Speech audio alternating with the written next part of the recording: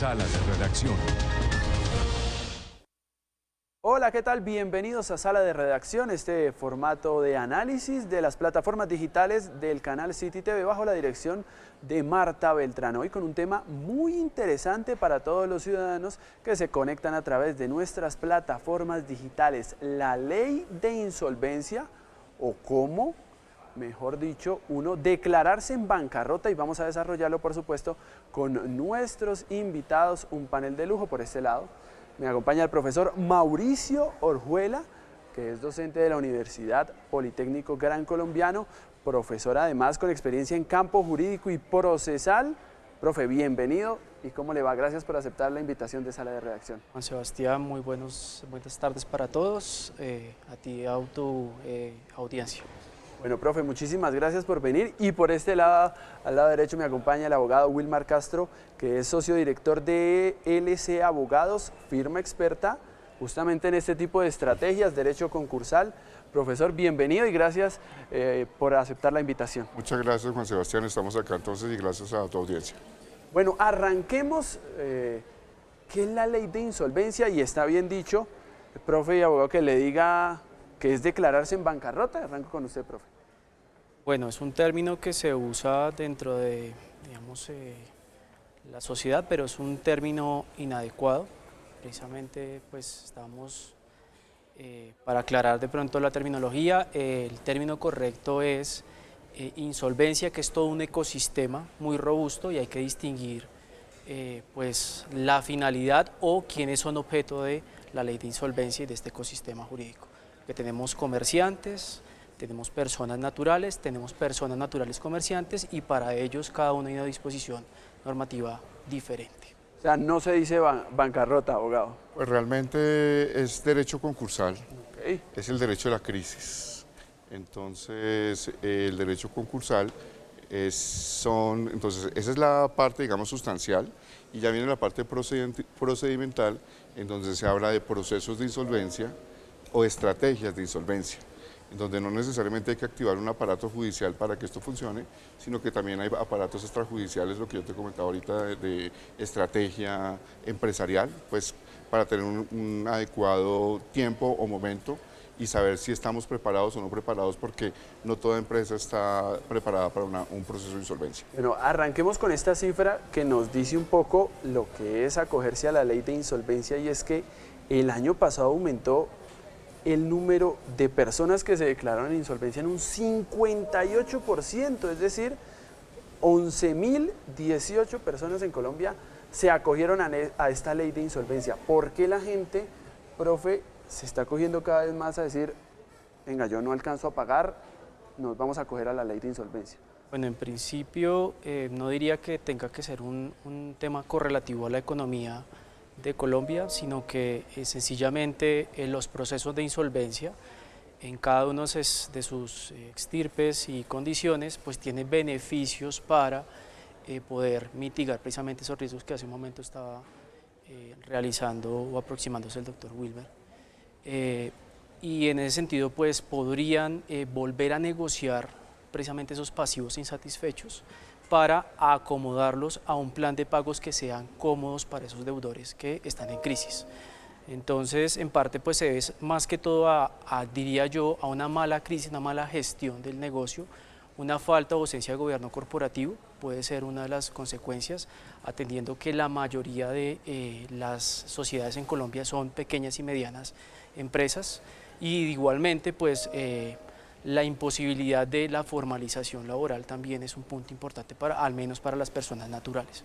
Entonces, en ese sentido es importante indicar que si bien hay un aumento, no necesariamente tiene que ver con la conectividad de la economía, pero dadas las bondades que tiene el régimen de insolvencia, pues se acogen, o muchas personas acuden dependiendo de su compromiso patrimonial en los pasivos que son insatisfechos. O sea, puede ser una estrategia, no necesariamente Sí. estoy mal económicamente, sino aprovecho esta ley.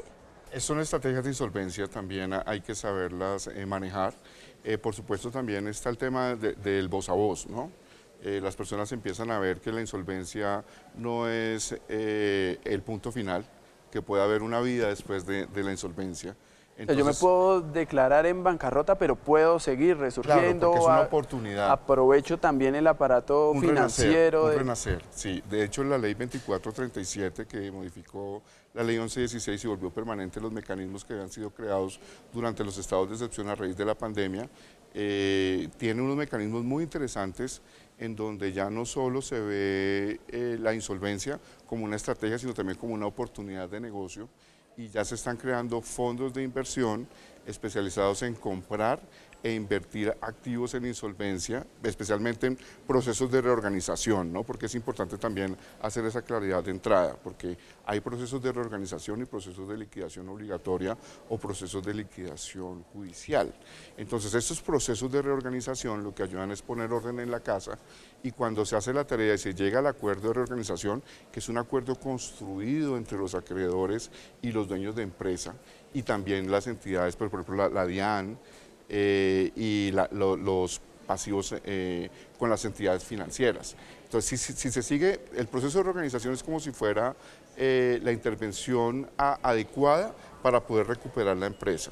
Si tú haces el plan de reorganización y sigues las instrucciones, puede incluso llegar a una empresa más robusta, y ya hay casos de éxito. Por ejemplo, yo voy a poner un caso, pues, digamos que está conocido, el caso de la hamburguesería, por ejemplo, que entró en reorganización hace más de 7 años y hoy está vigente y se ha sostenido. Tenemos en empresas de alimentos se ha visto mucho, por ejemplo, el caso de OMA, también está en una recuperación bien interesante, y ha sido a raíz de la reorganización. Entonces, la reorganización permite también tener un ambiente propicio son los Lázaros, podríamos llamar, empresariales, para poder recuperar una organización. Pero eso en el caso de las empresas, pero por ejemplo el televidente que nos está viendo en este momento y dice: yo tengo muchas deudas, no alcanzo, no me da el sueldo en este momento.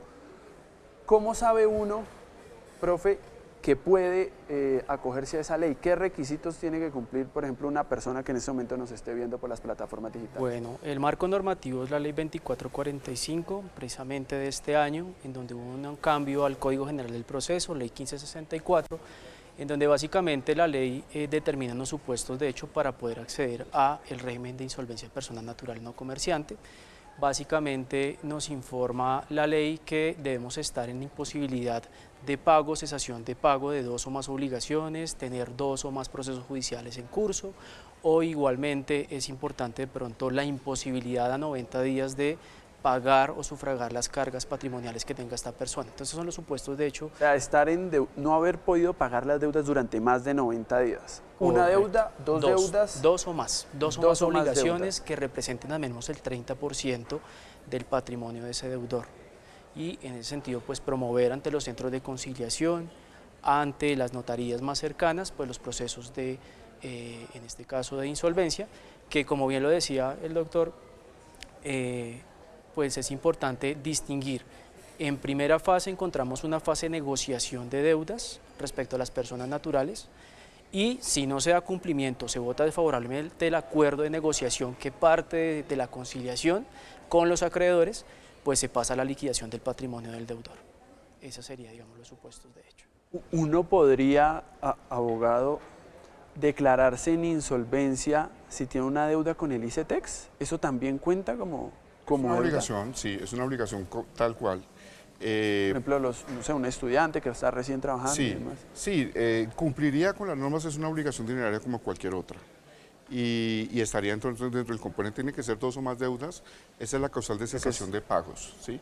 Ahora, bueno, es importante también anotar que es persona natural no comerciante, ¿sí? Porque también ha habido casos en los cuales personas naturales comerciantes ocultan esa situación y no la informan en los centros de conciliación. Entonces existe un problema en la práctica, y es que como no existe un centro de datos de qué personas están en insolvencia, entonces también hay un tema delicadísimo en donde muchas veces las personas naturales no comerciantes no informan bienes que tienen a nombre de ellos, y como no existe una base de datos consolidada de estos procesos, pueden presentarse entonces fraudes frente a operaciones que tengan activos en los cuales ellos no han informado que hacen parte de la masa a realizar y pueden generar entonces problemas frente a terceros. ¿Cómo es una persona no comerciante específicamente? Es una persona que no ejerce de manera profesional y habitual la actividad económica. Entonces, pero por lo general la prueba no es constitutivo, es tener un registro mercantil. Okay. Lo pueden obtener, pero eso es solo para finalidad probatoria. Eso lo discutimos mucho los abogados, ¿cierto, doctor Orjuela? Sí, señor. Entonces, porque realmente es ejercer una actividad económica de manera habitual y profesional, lo que genera el estatus de comerciante. Entonces, claro, cuando yo estoy inscrito en el registro mercantil, pues muestro el registro y tengo la prueba. Pero cuando no, por el principio de sana crítica, pues puedo llevar testimonios, contratos que el tipo tenga, para demostrar que lo realiza de manera habitual y de manera profesional.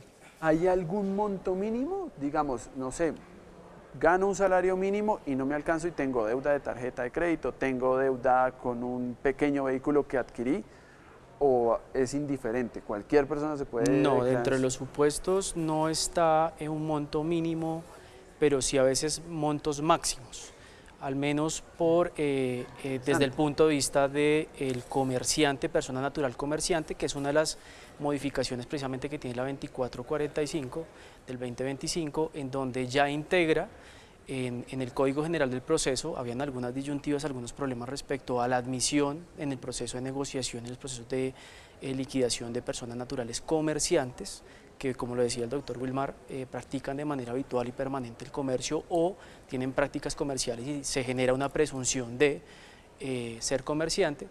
Entonces, en ese orden de ideas, para ellos el régimen de la 2445 opera hasta los 1.000 salarios mínimos mensuales vigentes, porque si no tienen que pasar al otro régimen, personas naturales comerciantes. Para las personas comerciantes que no son comerciantes, un vacío legal. Exactamente, existía un vacío legal, entonces tienen que acudir a la 1116, pero si no, entonces siguen el protocolo o el rigor pues, de la 2445 que entró a modificar parte del Código General del Proceso. Y mira que este tema de la falta de descentralización de la información, los problemas que te digo, por ejemplo, de no informar que tengo un bien y todos los problemas que tiene, sí es un tema que es importante intervenirlo, porque está generando muchos traumatismos en las operaciones, por ejemplo, en bienes inmuebles. Entonces muchas veces salen a vender un inmueble, no lo meten en la ley de insolvencia de persona natural, entonces, y después las entidades o los acreedores se dan cuenta. Entonces generan un problema gravísimo para tratar de afectar toda esta clase de operaciones. Y hay otro también, lamentablemente... O sea que hay un par de vacíos ahí en la ley de insolvencia. Y se ha distorsionado la finalidad de la figura. Porque a veces, por ejemplo, tú ves que hay, digamos... O sea, hay gente que se está aprovechando de la figura. Mucho, sí. Se ha distorsionado su finalidad. Y te voy a poner un ejemplo. Por ejemplo, en casos de remates de bienes, como ante una notaría, una cámara de comercio, el proceso es más rápido.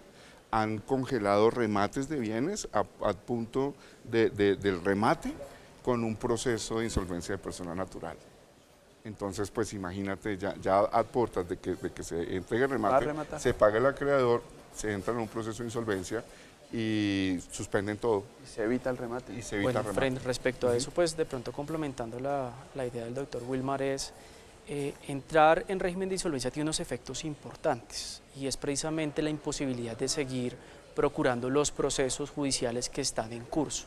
Entonces puede que, como lo dice el doctor Wilmar, ya esté una diligencia de remate señalada y entonces para impedir que se venda el bien, voy al centro de conciliación, intimo la solicitud. Exactamente, entonces eso tiene unos efectos porque viene el tema de la graduación de créditos. Entonces, la aplicación del derecho civil, el artículo 2488 del Código Civil, en donde hay una prelación y entonces vuelve y digamos que ese acreedor queda desprovisto de la garantía que tenía porque ahora tiene que entrar con otros acreedores a concursar y a graduar su crédito para buscar el pago, la satisfacción de esa creencia. Pero además hay, digamos, algún tipo de desventaja si el ciudadano dice me voy a acoger a la ley de insolvencia, no sé, algún tipo de sanción por tanto tiempo no puedes acceder a un crédito en el banco. ¿Eso existe? Puede ocurrir. Bueno, hay dos efectos. Uno, por supuesto que una cosa es el dato negativo, ¿no? Entonces, igual cuando le hacen, por ejemplo, la pregunta de cuándo se acaba un proceso ejecutivo, cuando se paga la obligación. Entonces eso va a estar en su historial crediticio. Esto es claro, igual hay que pagar la deuda. Que pagarlo no sé si el mismo monto, ¿cierto? Claro, porque se renegocia. No, claro. El mensaje tiene que ser claro porque yo al menos soy muy crítico de algunos abogados que en ejercicio de profesión pues se encargan de la gestión de este tipo de casos, y el mensaje a veces es: busquemos el régimen de insolvencia, busquemos la prescripción, y eso es una declaración bastante irresponsable a mi juicio, porque el incentivo o la finalidad que tiene precisamente el régimen de insolvencia es: la persona tiene que pagar, y tenemos es que normalizar el crédito y permitirle a usted acceder a más crédito, que es una de las preguntas que tú estabas haciendo. Es decir, como tal no existe una sanción de que las entidades bancarias vayan a inhibir y no le van a prestar, pero está dentro de su matriz de riesgo saber a quién le presta y negar el crédito dependiendo de su matriz de riesgo, ¿sí? De hecho, hay sentencias de la Corte Constitucional que indican que no se puede negar un crédito por un reporte negativo, es un ejemplo, ¿sí? Entonces no es que se esté privando a la persona de acceder al crédito público o al crédito que a través del sector real se establece, sino que por el contrario es buscar el apalancamiento y la salvación de una parte, que hablaba hace un momento de la 2437, la Ley de Salvamento Empresarial, que es una ejida de la Superintendencia de Sociedades, y por otra parte pues igualmente a los deudores, a las personas naturales no comerciantes, que también puedan acceder al crédito independientemente que estén en proceso de insolvencia. Desde luego pues ya permea el tema de que usted esté en régimen de insolvencia, porque el acreedor no va a tener plena garantía de buscar en un tiempo prudente la satisfacción de la obligación. Pero entonces viene el tema de apalancamiento, el tema de fondos de inversión, ¿sí? O sea, hay formas de buscar en el sector real crédito para personas insolventes. Pero el mensaje quiero que sea claro: el régimen de insolvencia no es para esquivar el pago o satisfacción de obligaciones, sino que es una forma de renegociar esas obligaciones y pagar. Ese es el mensaje. Las estrategias de insolvencia son muy útiles para tener un escenario propicio o un ecosistema para sentarse a negociar. Y ha tenido un impacto bastante positivo porque también ha cambiado un poco la postura de las entidades financieras. Porque antes ahora las entidades financieras son más proclives a negociar en vista de que existe un grave riesgo de que una persona se declare en insolvencia. Entonces, en vez de eso, pues entonces ya existe lo que el co-banking, que es un término ahorita bastante revolucionario y que permite también de una u otra manera que también las deudas y el perfil del deudor se vaya adaptando a las necesidades del cliente. Y no era como antes, que te llegaban a ti sencillamente con un proceso ejecutivo, no negociamos, aquí vamos a castigar cartera y hasta aquí llegó usted. No, ya las entidades financieras también han entendido que la idea es que el cliente también se recupere. Dan otras opciones también para flexibilizar, y el marco de la ley lo que permite también es darte un poco de tranquilidad, ¿sí? Que tú puedas llegar y decir: hombre, no me están llamando, porque bueno, hay otra ley también que es importante tener en cuenta, que es la del acoso, ¿no? Sí, sí. Que coloquialmente, llama al banco a sí, cobrar, por ejemplo, a ti no te pueden llamar más de una vez en una semana. Correcto. Y eso también porque, vuelvo y les digo, detrás de cada caso también hay un Ojalá ser. fuera cierto, pero... Sí, no, pero tienes los mecanismos para hacerlos visibles, o sea, para hacer visible que una persona, digamos, se exceda en el acoso. Bueno, la ley tiene un término que no debería ser así, se conoce coloquialmente de otra manera, pero tú tienes también la manera de hacer efectiva la ley para que las personas no sigan siendo acosadas por parte de un acreedor. Ese es otro tema interesante que seguramente nos dará Sí. mucha tela por cortar, pero concluyamos rápidamente. Buena opción si usted está endeudado, pero hay que pagar. Hay que pagar, sí. Hay que pagar finalmente. Sí, no, y ahí está dentro de tu dato negativo, te vas a cerrar las puertas. Y la idea es que, bueno, eso es desde el punto de vista de la persona natural, ¿no? Y quitarnos un poquito el estigma de que por entrar en una insolvencia el tema reputacional para los empresarios. Porque como lo hablábamos hace un momento, Se puede salvar la empresa. se puede salvar la empresa, es una nueva oportunidad y un nuevo comienzo también para hacerlo. No le tengan miedo a la reorganización, especialmente la reorganización, y también se pueden recuperar incluso ahorita en liquidación, porque ya existen los salvamentos. Entonces los mismos acreedores también, yo les comentaba ahorita que hay fondos de inversión especializados en comprar obligaciones, en invertir en empresas que están en insolvencia como una oportunidad de negocio para comprar barato y poder sacarle gran rentabilidad. Profe, entonces concluimos que no hay que abusar de la ley de insolvencia, pero sí se puede aprovechar y pagar, por supuesto, Sí, no es desde para luego. O sea, hay que evitar la deuda. El mensaje es salvamento, volver a acceder al crédito, ¿sí? Volver a sentarse a la mesa con los acreedores, y la mejor opción incluso para los acreedores es llegar a un proceso de negociación, porque si vamos a un trámite de liquidación, pues lo que queda, al menos a partir del segundo orden de calificación de esos créditos, es 0 pesos, porque normalmente en primer orden y segundo orden se llevan toda la masa y entonces se vuelven obligaciones naturales. Entonces, la mejor forma y también el mensaje para los acreedores es sentarse a la mesa y negociar, votar favorablemente esos acuerdos de negociación o reorganización. Y una última, no puedo estar en un proceso de insolvencia, terminé de pagar y otra vez me acojo a ley de insolvencia. Como dice ¿Se nuestro puede? señor, vete y no peques más. La idea... No abusar. O sea, claro, porque de todas maneras tu historial crediticio va a seguir ahí. Y de una u otra manera las entidades financieras te conocen hoy por hoy mejor que nadie. Entonces, si ven que tienen una conducta reiterada en ese sentido, pues obviamente va a ser muy difícil que puedas acceder al crédito en esas condiciones. Bueno, profesor, muchísimas gracias por venir a Sala de Redacción. Muchas gracias por la invitación, Juan. Abogado, usted A también. ti, Muchas a ti gracias. por la invitación, el doctor Ruela también por el colegaje. Igualmente. Y ustedes sigan conectados con la mejor programación de nuestras plataformas digitales y nos reencontraremos en una próxima Sala de Redacción.